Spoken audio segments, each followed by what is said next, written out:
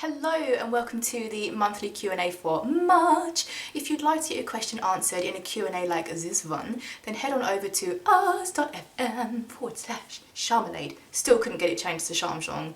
Sharmsong. And I will do my best to answer your question, as long as it's not too rude. Question number 1. What's your motivation when you feel lazy to do what have to do? To be honest, I've been working from home now for a really long time, and I think, in my opinion, it's harder to stay motivated when you're your own boss than it is for you to stay motivated when you go out to work, because people tell you what to do and they lead you and they give you direction and you know what you're doing. But working from home's a whole different kettle of fish because, one moment, I'm having quarrel with a hair. It's a Maggie hair. It's difficult to stay motivated when you're at home because you have so many distractions around you. I think that's one of the main things. So for me, I don't look at my phone that much during the day until I come away from my computer screen. That's when I'll go and check my phone. But number one motivation killer is phone. I can sit on my phone and play little games and stuff forever. So that's dangerous AF. But also I think it's important to stay motivated. You have to have a plan, and you have to have a plan for every single day so that you know what you need to get done. And if you don't get those things done, it can really affect your self-esteem. It can make you feel kind of crappy. But I try not to beat myself up over the little things like that. So if I wake up a bit later, I don't let it affect me, because as long as I get the thing done that day, that I knew I wanted to get done, I generally feel pretty good and pretty motivated for the next day, because I think, right, tick that off. When you can tick something off, it fires and fuels your motivation even more.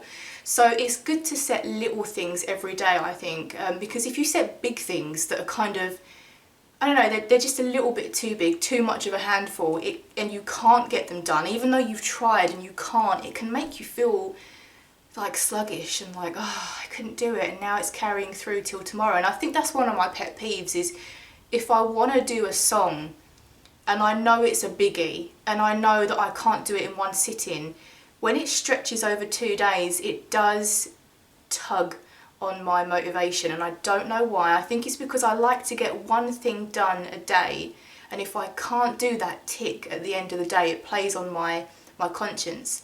So I think to stay motivated when you're feeling lazy is to always have those little goals, so that when you achieve it, you're spurring yourself on to the next thing. Do you watch horror movies? Do you know what? Recently, I have started getting back into them. I watched, what was it called? The Visit, I think it's called, on Netflix, where 2 kids go and visit their grandparents. And I was looking for psychological thrillers because I watched Fractured the night before, and it's such a good film. If you like psychological thrillers, it was not, I mean, it was a little bit gory. There was a part in it for me that was too much, but you know, it's not like gore porn, so there's not too much triggers with stuff like that, but it was brilliant. So the next night I Netflix searched for more psychological thrillers, and I found The Visit, and that was really scary. I ended up getting my friend to watch it with me online because it was so scary, and it was funny because I said to him, look, I'm 25 minutes in. Let me know when you're 25 minutes in as well. He did. Turns out he was watching 25 minutes of The Visit film on Amazon Prime. So then I had to wait another 25 minutes for him to catch up. Oh, that was it. I said to him, like, I'm at the scene where they're in the car, and he was going, yeah, there's a really raunchy sex scene at the moment. And I was like, right, well, it's not the right film. I don't know what you're watching. But so The Visit was actually quite scary, but it piqued my interest a little bit, because I thought, I've gone for a long time not watching horror films because I'm such a wuss, and I have nightmares about them later on in life, stuff like that, like Paranormal Activity and The Blair Witch, Jesus. But I actually felt like I dealt with The Visit pretty well, considering it was quite scary. So now my interest is a bit like, what else can I watch? There's a girl that I follow on YouTube called, I think her name's Louie Lane. She's really beautiful. Oh, it is Louie Lane, and she's always changing her hair colour, and it always just looks amazing. Every hair colour, like, how does she do that? And she put out a video a while ago because she does like reviews on TikToks and things like that, scary TikTok series, and I'd watched one and it absolutely scared the shit out of me for weeks actually. So that was awful. It was one where there was this girl and she was filming herself on her phone and she was playing hide and seek or something with her sister, and you could hear banging and stuff, and she kept going, stop it, and then she went downstairs and there was like this thing crouching down by the back door, and it really freaked me out. And then there was this other scene where the screen was just black, so Louis Lane enhanced the contrast or the brightness or something, and there was this weird thing just stood on this moor. It was terrifying, so maybe I shouldn't watch horror films.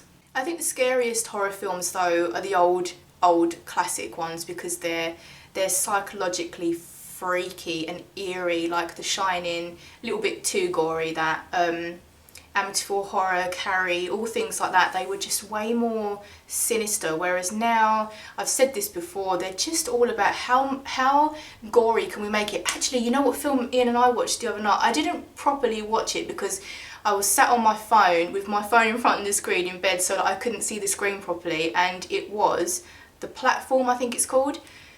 Brilliant film. I didn't see what happened during the ending. I had to ask him later on because I had my phone and I just didn't look, and it sounded awful. It sounded horrific what happened at the end.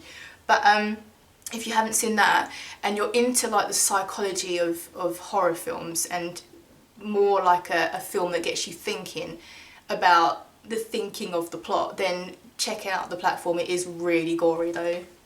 Are you more sociable online or real life? I'd say it's a mix. With online life, I think that's kind of a tricky question because I'm not massively social in real life, but I love going out when I do, and I love making the most out of going out. So although I don't go out often, when I do, I just love it. I love whatever it is we're doing, whether we're going for a meal, which we would normally do most Fridays, or if we're going to the pub, or we're going to sit out in a pub garden, or whatever. I love doing that kind of thing.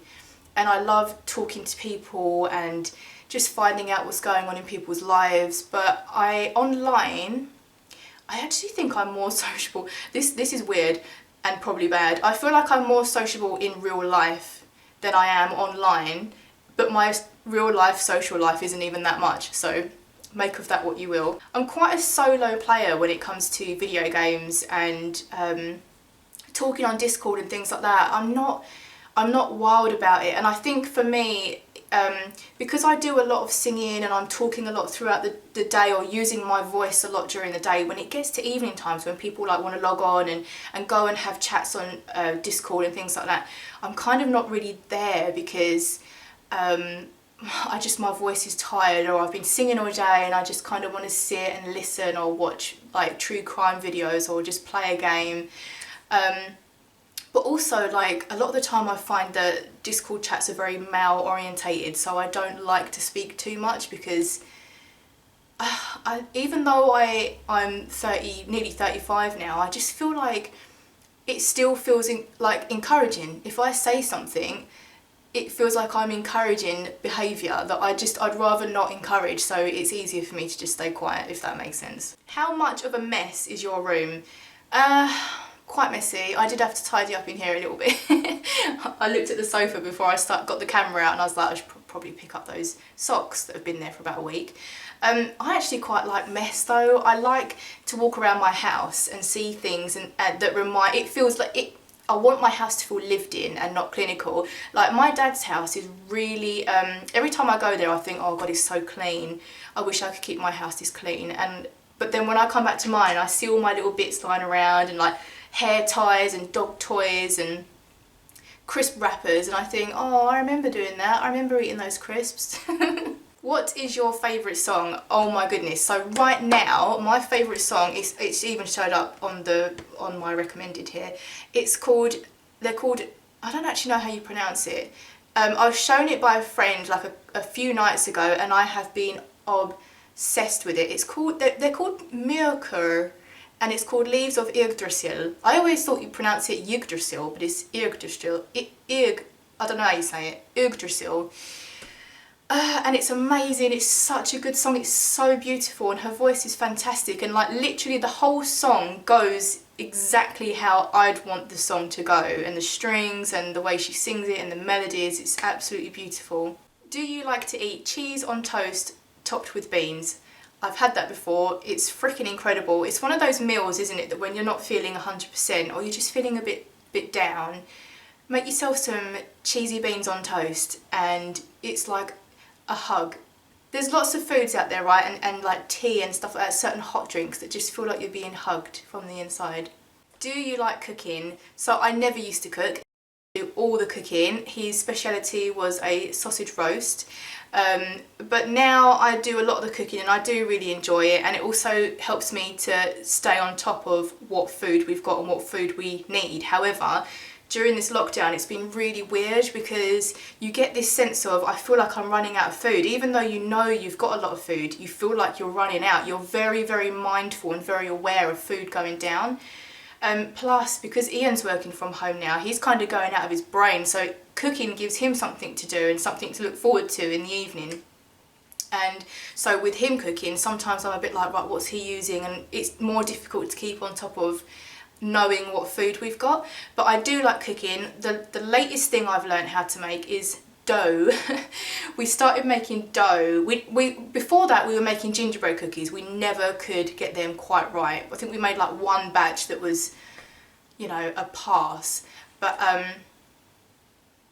we've started making dough, and I wanted to make, I think they're called bao buns. They're steamed buns, and you can put like pork in them and stuff with barbecue sauce, and they're incredible. But my dough didn't come out airy and fluffy like the steamed buns that you get from the Chinese shop. They came out like pizza dough, which was still great. I did not complain. So I've frozen a load of dough now. It's in my freezer, obviously. So hopefully we won't go hungry. So that is it for this month's Q&A. If you'd like to get your question answered in a video like this one, then head on over to us.fm/Sharmolade and I will do my best to answer your question. Have a great week, guys. Stay safe, stay indoors. You're saving lives. Bye.